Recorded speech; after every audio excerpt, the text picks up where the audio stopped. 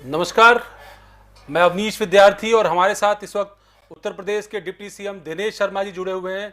Covid को लेकर के जिस तरीके का एक पूरा पैनिक क्रिएट है, लगातार चुनौतियां हमारे सामने हैं। उत्तर प्रदेश देश का सबसे बड़ा राज्य, इसके सामने बहुत सारी चुनौतियां, उन चुनौतियों से लगातार पिछले लंबे समय से लॉकडाउन का 4th चरण चल रहा है इस वक्त लगातार, और हम उन चुनौतियों का सामना कर रहे हैं। दिनेश शर्मा जी हमारे साथ जुड़े हुए उत्तर प्रदेश के डिप्टी सीएम। सर, स्वागत है आपका न्यूज़ 1 इंडिया पे। धन्यवाद आपका। सर, बहुत सारी कोशिशें, बहुत सारे एफर्ट सरकार की ओर से लॉकडाउन के इन चारों चरणों में देखने को मिले हैं। आज चौथे चरण का वक्त इस वक्त चल रहा है। हम कहां पा रहे हैं अपने आप को उत्तर प्रदेश में खासतौर पर? देखिए, उत्तर प्रदेश ने माननीय मुख्यमंत्री जी के मार्गदर्शन में बड़े परिश्रम के साथ उत्तर प्रदेश सरकार ने काम किया है और हमने जहां लॉकडाउन को सफलतापूर्वक लॉकडाउन 4 तक उसको हमने लागू किया है, वहीं हमने लोगों को, जो श्रमिकों को भारी संख्या में उत्तर प्रदेश में उनके यथास्थान पहुंचाने में भी सफलता प्राप्त करी है। हमारे सामने ये बात बार बार आती है कि आने वाले श्रमिकों का क्या होगा। तो उत्तर प्रदेश सरकार ने इसके लिए एक माइग्रेशन आयोग जिसको बोलते हैं उसको बनाया है और एक इस आयोग के द्वारा उन लोगों को रोजगार कैसे मुहैया कराया जाए, इस पर एक विस्तृत चर्चा होगी और इसके लिए स्केलिंग कराई जा रही है। जो भी प्रवासी आ रहे हैं उनकी स्केलिंग कराई जा रही है, उनका परीक्षण करा के उनको अगर क्वारंटाइन कराने की ज़रूरत है तो क्वारंटाइन कराया जा रहा है। उनकी स्किल, उनका जो कौशल है, उसके आधार पर वो कहाँ पर समायोजित करना है, इसकी पूरी रणनीति सरकार के द्वारा अपना जो स्केलिंग, जो मैपिंग स्केलिंग कराई जा रही है, उसके द्वारा तय किया जा रहा है। सर, किस तरीके का आकार होगा इस माइग्रेशन कमीशन का? किस तरह के लोग इसमें होंगे? और जो नौकरियां होंगी ये प्राइवेट सेक्टर में, सरकारी क्षेत्र में, किन अलग अलग क्षेत्रों में होंगी सर? देखिए, पहला हमारा इसके पीछे हमको पिछले इतिहास पे जाना पड़ेगा। पिछले इतिहास पे जो हमारी व्यवस्था थी, गांव की अर्थव्यवस्था थी, तो वो ग्रामीण परिवेश में उसके अनुसार कामगार जो था वो ग्रामीण पर, किसान पर आधारित था और किसान कामगार पर आधारित था। वो व्यवस्था बदल गई। अब गांवों में ही ले जाकर हम रोजगार कैसे दे सकते हैं? शहद को बनाने का है, मधुमक्खी पालन का है, या मनरेगा के साथ में जोड़ने का है, निर्माण का, सड़कों का के निर्माण का है, या किसी अन्य प्रकार के निर्माण का है। हम वन डिस्ट्रिक्ट वन प्रोडक्ट का है, हम छोटे उद्योगों में कैसे समायोजित कर सकते हैं। इस समय वो नीति चल रही है जो महात्मा गांधी जी की नीति थी। महात्मा गांधी जी कहते थे, मुझे बहुत बड़ा उत्पादन नहीं, बहुत लोगों के द्वारा किया गया उत्पादन चाहिए। यानी जो डिसेंट्रलाइजेशन ऑफ वर्क जिसको बोलते हैं, कि कार्यों का जो विभाजन हो, वो इस प्रकार का हो कि बहुत सारे लोग रोजगार में समायोजित हो सके और रोजगार कर सके।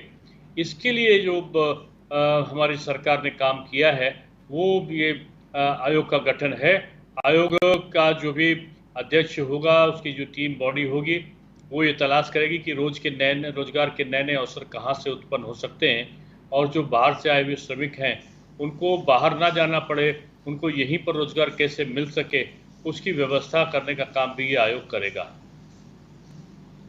अच्छा सर, एक जो बड़ी चुनौती इसी के साथ जुड़ती है, जब रोजगार देंगे तो अर्थव्यवस्था की स्थिति का भी आकलन होगा। और अर्थव्यवस्था की स्थिति का अगर आकलन करें, पिछले 2 महीनों के अंदर, खासतौर पर मार्च में वित्तीय वर्ष खत्म होने के बाद जो चुनौती आई है, राजस्व में बहुत ज़्यादा गिरावट आई है। राजस्व बढ़ाने के लिए आपकी सरकार ने हालांकि बहुत सारे कदम लिए, मसलन शराब की दुकानों का आप लोगों को चुनौतीपूर्ण समय में खोलना पड़ा, इसके अलावा उनकी कीमतें बढ़ानी पड़ी, दूसरा और राजस्व के दूसरे उपाय वैट जो है वो बढ़ाना पड़ा। तो इस तरह के कदम जरूर सरकार ने उठाए, लेकिन क्या आपको लगता है आने वाले समय में इतने राजस्व की वसूली हो पाएगी कि अर्थव्यवस्था दोबारा पटरी पर आ पाए?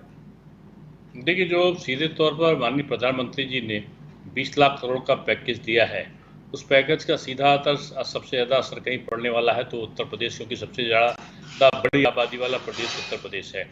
1.65 लाख करोड़ का जो कृषि आधारित पैकेज दिया है माननीय वित्त मंत्री जी ने, तो उसका भी सीधा अर्थव्यवस्था, जो हमारी ग्रामीण अर्थव्यवस्था है, उस पर प्रभाव पड़ने वाला है। छोटे उद्योगों को बढ़ावा देने की नीति से हमने कई करों में राहत दी है, कई प्रकार की हमने सुविधाएं दी हैं, बैंकों के ऋण आसान शर्तों पर उपलब्ध कराने की बात करी है। बगैर गारंटी के ऋण उपलब्ध कराने पर हमने जोर दिया है। साथ में हमारा विषय ये भी है कि हम कैसे रोजगार दें। इसके लिए हमने जहां अभी आपको बताया कि हमने आयोग का गठन किया है, वहीं हमने वन डिस्ट्रिक्ट वन प्रोडक्ट पर भी जोर दिया है। छोटे छोटे उद्योगों में विशेष राहत के जहां बात है, वहीं बड़े उद्योगों में भी हमने खासतौर से आईटी के क्षेत्र में अगर हम देखें तो हमने नई स्टार्टअप नीति को लागू किया है। स्टार्टअप नीति के द्वारा जो है वो जो नए विचारों वाला जो नवाचार करने वाले लोग होंगे, उनको विशेष प्रकार का भत्ता देने की भी कार्य योजना को हम लोग अंतिम रूप दे रहे हैं।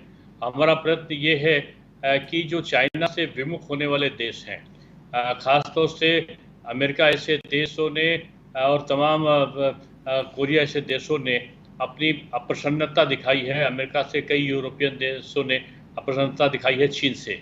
तो चीन से जो उद्योग धंधे बाहर होंगे वो या तो वियतनाम जाएंगे या भारतवर्ष आएंगे। तो भारतवर्ष कैसे आ सके, इसकी कार्य योजना उत्तर प्रदेश ने तैयार करी है। और ख़ासतौर से इलेक्ट्रॉनिक क्षेत्र में, आईटी के क्षेत्र में हमने भारी तादाद में इन लोगों को आमंत्रित किया है। अभी मोबाइल के क्षेत्र में हमें कहने में खुशी है कि आज 100 मोबाइल अगर भारतवर्ष में बन रहे हैं तो 60 मोबाइल हिंदुस्तान में उत्तर प्रदेश में बन रहे हैं। उत्तर प्रदेश इलेक्ट्रॉनिक के क्षेत्र में काफ़ी आगे बढ़ गया है। अभी हमारा 70,000 करोड़ के आसपास का इन्वेस्टमेंट भी उत्तर प्रदेश में बाहर से आया है। तो मैं कह सकता हूं कि उत्तर प्रदेश अपनी अर्थव्यवस्था को ठीक से ढर्रे पर लाने के लिए संकल्प है और वो बहुत ज़्यादा लोगों को रोजगार देकर अपने एक्सपोर्ट को बढ़ा के, अपने इंपोर्ट को कम करके, अपनी स्वदेशी पर आधारित अर्थव्यवस्था को, जिसमें दीनदयाल जी कहते थे कि भूल गए रात रंग भूल गए छकड़ी, 3 चीज याद रही नून तेल लकड़ी। तो नून तेल लकड़ी पर आधारित व्यवस्था जो है कि हमें रोजगार भी मुहैया कराए, हमें भोजन भी मुहैया कराए और हमारी चिंता अपने साधन संसाधन पर जो स्वदेशी की भावना के आधार पर भी हो सके, उस तरफ भी हम तेजी के साथ आगे बढ़ रहे हैं। मुझे विश्वास है कि उत्तर प्रदेश हमारा जो राज्य है वो बड़ी तेजी के साथ में डेवलप करेगा और कोरोना के बाद की जो स्थितियां होंगी उसमें यूपी काफ़ी बेहतर पोजीशन पर होगा। अच्छा सर, आपके पास माध्यमिक शिक्षा और उच्च शिक्षा विभाग की भी जिम्मेदारी है। एक बड़ी चुनौती का दौर था, तो आप लोगों ने समय से बद परीक्षाएं लगातार पिछले 2 सेशन से कराई, इसका शायद फायदा मिला आपको। अब जब बोर्ड की परीक्षाओं की कॉपियों का मूल्यांकन करने की बात आई, उसके लिए भी आप लोगों ने कदम उठाए हैं। दूसरा, उच्च शिक्षा में अभी आपने बताया कि स्टार्टअप प्रोग्राम्स आप ला रहे हैं, इसको शुरू करने जा रहे हैं, इससे रोजगार परक शिक्षा जो है वो ज़्यादा लोगों को मिल पाएगी, लोग स्वावलंबी हो पाएंगे। सर, इस दिशा में उत्तर प्रदेश की सरकार और आपके माध्यमिक शिक्षा और उच्च शिक्षा विभाग क्या कुछ कदम उठा रहे हैं? देखिए, सबको सबसे बड़ी आशंका थी कि शिक्षा में लोग पिछड़ जाएंगे, लेकिन आपको बताने में मुझे खुशी है कि हम कहीं से पिछड़े नहीं हैं। हमारी परीक्षाएं जो बोर्ड की 56 लाख लोग जिस पे बैठे थे, हमारी फरवरी में परीक्षाएं संपादित हो गई थी। भारतवर्ष में सबसे पहले एग्जाम कराने वाला उत्तर प्रदेश बना था। हमने परीक्षाओं के बाद 1 जो अप्रैल से हमारा नया सत्र शुरू होना था, हमने ऑनलाइन एजुकेशन के आधार पर अपने सत्र को शुरू किया और ऑनलाइन एजुकेशन में मुझे बेहद खुशी है कि जो व्हाट्सएप वर्चुअल क्लासेस थे वो बड़े सफल रहे। चाहे जूम एप्लीकेशन के उस पर हो, चाहे अन्य गूगल के एप्लीकेशंस रहे हों, हमने उस पर जो ऑनलाइन एजुकेशन करी, उसके साथ साथ हमने नया जो चैनल है स्वयं प्रभा, उसको हम लोगों ने भारत सरकार से लाने में सफलता प्राप्त करी। और मुझे खुशी है बताने में कि 150 से ऊपर लेक्चर हमारे यहाँ के जो टीचर्स थे उन लोगों ने अपने अपलोड कराए। उत्तर प्रदेश के इतिहास में जब से माध्यमिक शिक्षा परिषद का गठन हुआ है, पहली बार ये हुआ है कि हमारे टीचर्स ने अपने लेक्चर, जो टीचिंग के लेक्चर थे 150 से ऊपर, 1 महीने के अंदर वो भी, और अपने अच्छे लेक्चर, जो अच्छे बेस्ट टीचर्स थे उनके लेक्चर्स आए हैं जो इतने लोकप्रिय हो रहे हैं कि आप टीवी पे हमारे जो दर्शकों की संख्या है बड़ी तेजी के साथ में बढ़ी है। तो उसके द्वारा भी हम लोग पढ़ाई टीचिंग का काम करा रहे हैं। तो हमने आधुनिक साधन संसाधनों का उपयोग किया है। ये कोरोना का जहाँ पर एक दुष्परिणाम है, वही मैं कह सकता हूँ कि उत्तर प्रदेश में शैक्षिक क्रांति का आविष्कार हुआ है एक तरीके का उत्तर प्रदेश में। और ऑनलाइन एजुकेशन इतनी ज़्यादा लोकप्रिय हुई है कि 85% लोगों में, विद्यार्थियों में ये सर्वग्राही बनी है और उत्साह के साथ लोगों ने अगर हमको इसको सिखाने में, ऑनलाइन टीचिंग सिखाने में हमको लाखों करोड़ों रुपए खर्च करना पड़ता, तो मुझे खुशी है कि कोरोना के संक्रमण काल में लोगों ने स्वतः से इस प्रकार की ऑनलाइन एजुकेशन को सीखा है। और आज मुझे इस बात पर गर्व हो रहा है कि चाहे हमारा प्राइमरी सेक्शन हो, सेकेंडरी सेक्शन हो, और चाहे जो हायर एजुकेशन के क्षेत्र में हो, और चारों तरफ हमारा ऑनलाइन एजुकेशन की बयार है। और शिक्षक अपने घरों से, अपने वहाँ से हमारे विद्यार्थियों को भारी संख्या में इसका लेक्चर्स वो दे रहे हैं। ई कंटेंट्स, कई हजार ई कंटेंट्स अपलोड हुए हैं, बल्कि लाखों में ई कंटेंट अपलोड हुए हैं, और लोगों ने अपने अपने शोध पत्रों का प्रकाशन भी किया है। आपको जानकारी के लिए बताऊं कि माध्यमिक शिक्षा के क्षेत्र पे हमने 6ठा, 7वां, 8वां, 9वां और 11वां इन कक्षाओं को हमने प्रमोट किया है। हाई स्कूल और इंटर के 56 लाख विद्यार्थियों की 3.5 करोड़ से ऊपर कापियां।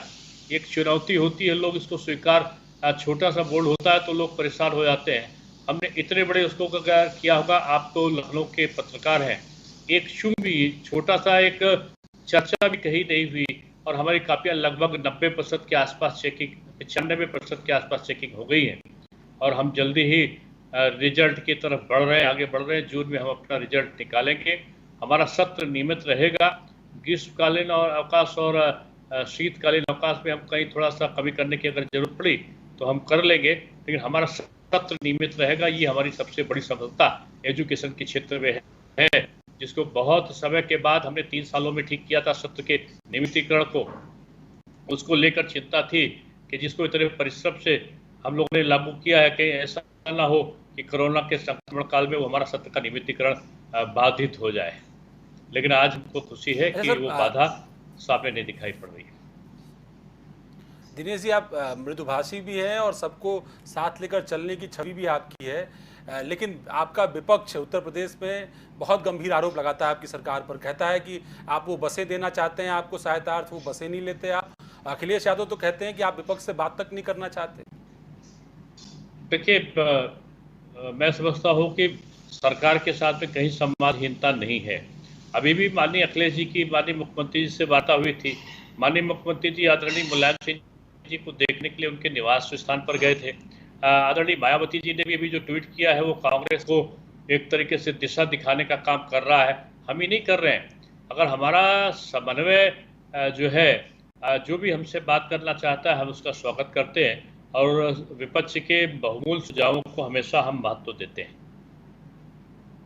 आपने इशारा किया मायावती जी से, क्या कोई समन्वय बना है क्या आप लोगों का? आपने कहा मायावती जी ने कांग्रेस को निशाने पर लिया, ये कदम शायद नहीं, वो हमारी बात थी, उसको विपक्ष भी मान रहा है। जो हमारा पक्ष है, कांग्रेस से जो हमारा पक्ष है कि हमने बसों भेजा, लेकिन उन्होंने उसका पैसा वापस ले लिया। उन्होंने उसके लिए जो बसों के संदर्भ में जो कोटा से आ रही थी बसें, और उनका बिल भेज दिया, और बिल भेज के उनका रुपया ले लिया। पहले जब बसें मांगी हमारे उत्तर प्रदेश के परिवहन विभाग के अधिकारियों ने राजस्थान के परिवहन विभाग के अधिकारियों से, तो उन्होंने कहा कि आपको पेमेंट बेसिस पे बसें दे के, फोन से वार्ता के दौरान उन्होंने कहा कि आपको लिख कर भेजिए कि हम आपको बसें दे सकते हैं, पेमेंट आप हमको करेंगे। उन्होंने लिख के भेजा उत्तर प्रदेश के लोगों ने कि भाई हम पेमेंट करेंगे, आप बसें हमको दे, हमें इस समय आवश्यकता है।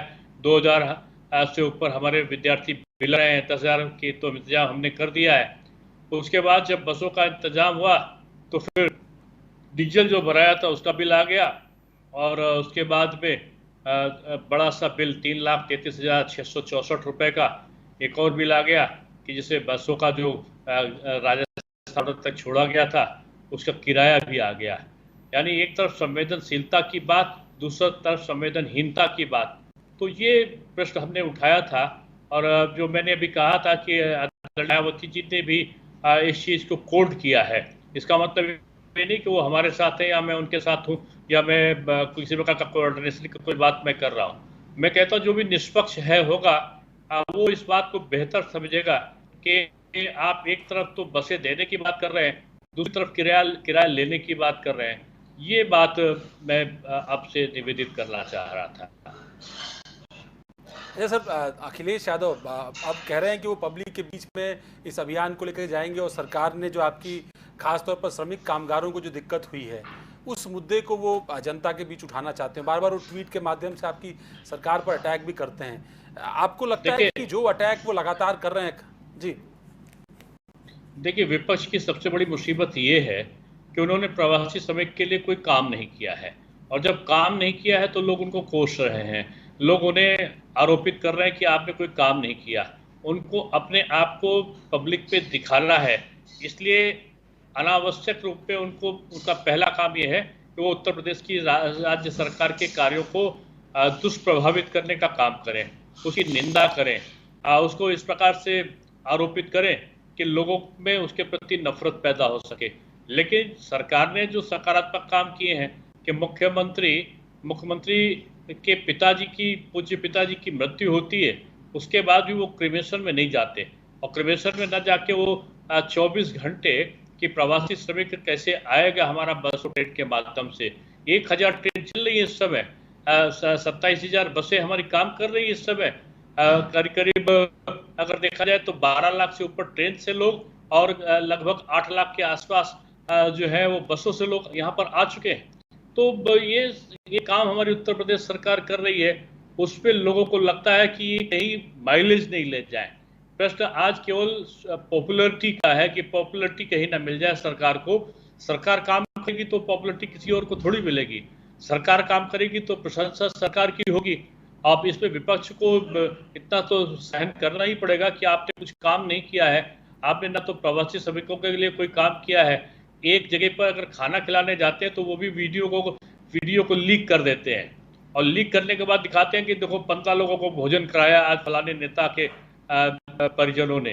तो ये इस प्रकार से कोई सहानुभूति प्राप्त नहीं हुआ करती। सहानुभूति प्राप्त करने के लिए आपको कठोर परिश्रम और एक निहित सेवा भावना के साथ में काम करना होगा। वो उसका अभाव विपक्ष में दिखता है, इसलिए उस खींच को दिखाने के लिए उनके द्वारा इस प्रकार का आरोपण भारतीय जनता पार्टी की सरकार पर करना ये स्वाभाविक प्रक्रिया के अंतर्गत आता है।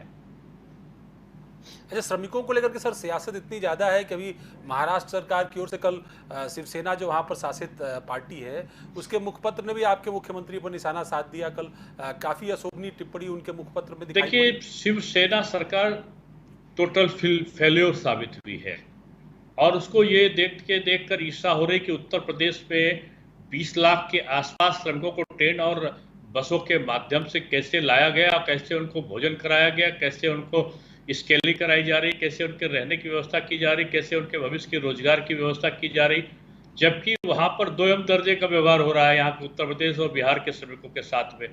तो ये उनके हीन भावना है, उस हीन भावना को प्रदर्शित करने के लिए जब उनका एक चरित्र उजागर हुआ कि सबके सामने उनके द्वारा किए गए कार्य जो दोयम दर्जे का व्यवहार है वो आने लगा, भोजन तक का उपलब्ध नहीं कराया श्रमिकों को, रहने तक की व्यवस्था उनकी नहीं हुई, जो श्रमिकों को उनका श्रम का वेतन मिलना चाहिए तो तक दिलाने का काम उन्होंने किया नहीं। तो ऐसी स्थिति पे जब वो बेचारे भागने लगे पैदल और साइकिल के द्वारा, तब भी ट्रेनों की व्यवस्था महाराष्ट्र सरकार के द्वारा नहीं कराई गई। ये कमी जो उनकी दिखाई पड़ रही थी उसको ढकने के लिए बीजेपी सरकार को आरोपित करने के अलावा उनके पास चारा भी दूसरा नहीं है। वो मुख्यमंत्री को आरोपित करना वैसे ही है जैसे आसमान को दिया दिखाना, और मैं समझता हूँ कि ये बहुत पुराना उनका शगुफा है कि अपनी कमियों को, अपनी बुराइयों को दूसरों पर थोप दो। अच्छा सर, एक बात जो इसमें कही जा रही है, आप लोग 6000 का आंकड़ा अब उत्तर प्रदेश में पार कर गया है। आपके प्रधानमंत्री ने भी कहा, हम सब लोगों के प्रधानमंत्री ने, और आप सब लोग भी लगातार ये कह रहे थे कि इस आपदा को अवसर में बदला जाए। आपदा को अवसर में बदलने की इन परिस्थितियों में कई सारे ऐसे अधिकारी रहे जिन्होंने विवादित निर्णय लिए, विवादित चिट्ठियां लिख दी, और उसके नाते सरकार की फजीहत हुई। कल डीजी मेडिकल एजुकेशन की एक चिट्ठी आई जो सरकार को बाद में वापस लेनी पड़ी। इसी तरह से एक अधिकारी के बारे में आया कि वो अपने ट्रांसफर पोस्टिंग के लिए पैसे लेन देन कर रहे थे। तो इस तरह के अधिकारियों पर को सरकार क्या संदेश दे रही है, उनके खिलाफ? देखिए, उत्तर प्रदेश में ऐसे लोगों का कोई स्थान नहीं है। आप खुद जानते हैं कि सबसे बड़ी कार्रवाई कोई करता है तो हमारे मुख्यमंत्री करते हैं। मुख्यमंत्री ने इस प्रकार की घटनाएं जहां चर्चा में भी आई होंगी तो उन्होंने कठोर निर्णय और कठोर कार्रवाई की होगी, इसलिए इस चीज को चर्चा करना भी मैं समझता हूँ उचित नहीं है। जहां भी इस प्रकार के प्रसंग जरा सा भी आए तो शुरुआत पे ही दंडित करने का काम हमारे मुख्यमंत्री ने किया है। जैसा दो कदम जो सरकार के लिए इस वक्त जरूरी थे, खासतौर पर चिकित्सीय उपकरणों की उपलब्धता, क्योंकि बहुत जगहों पर परीक्षण के लिए किट उपलब्ध उतनी संख्या में नहीं थे, बढ़ाए गए।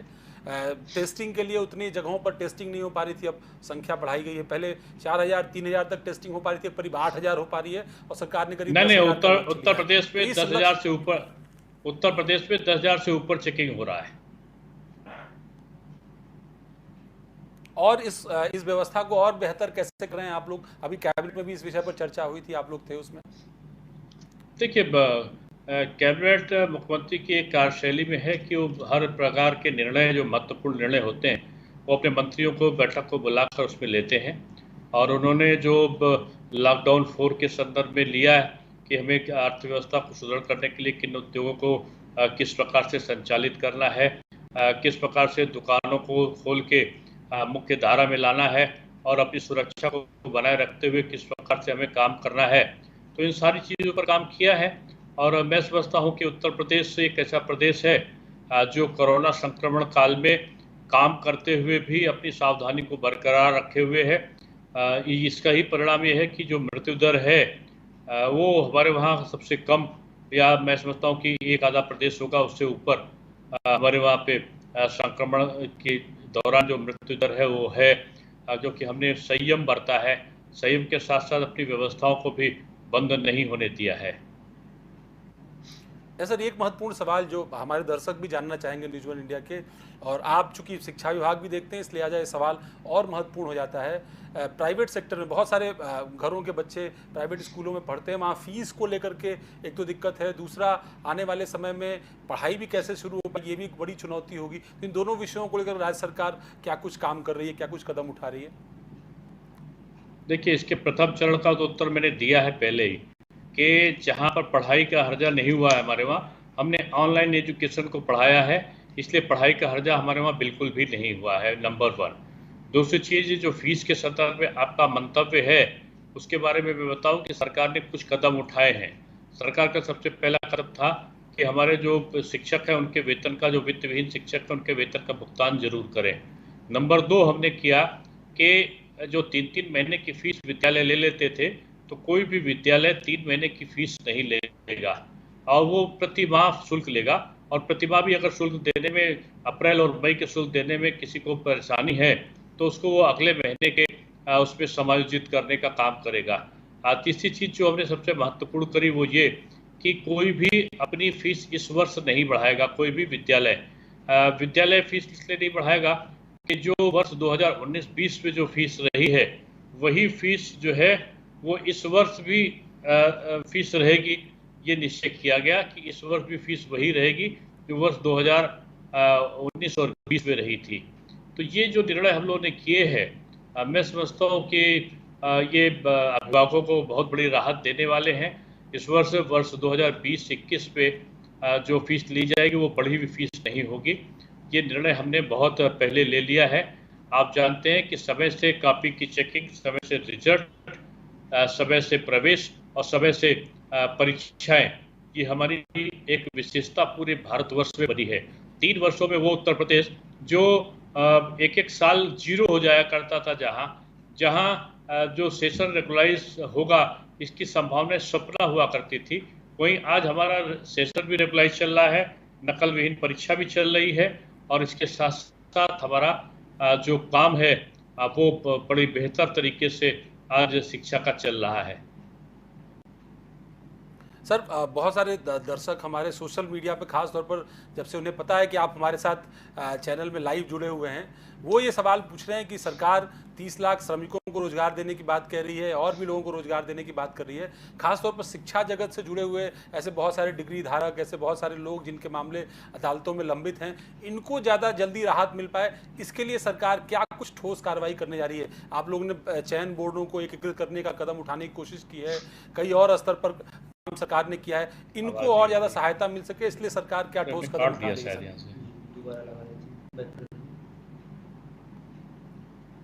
आपको आवाज मिल रही है दिनेश जी? मैं अवनीश विद्यार्थी।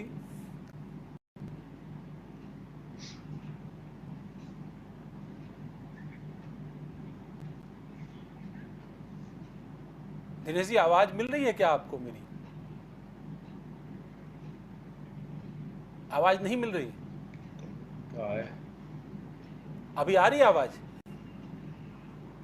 तो ये दिनेश शर्मा जी हमारे साथ इस वक्त अभी जुड़े हुए थे। कुछ तकनीकी दिक्कत है, लेकिन जो सवाल हम उनसे पूछना चाहते थे वो यही सवाल था कि बहुत सारे ऐसे लोग जो भर्ती परीक्षाओं से के अभियानों से जुड़े हैं, भर्ती परीक्षाओं से जुड़े हुए हैं, खासतौर पर जो अदालत में मामले हों या और जगहों पर जो है मामले हों, उन मामलों को किस तरीके से सरकार आगे बढ़ाने की कोशिश कर रही है? हाँ ठीक है, वाइंड अप कर दें।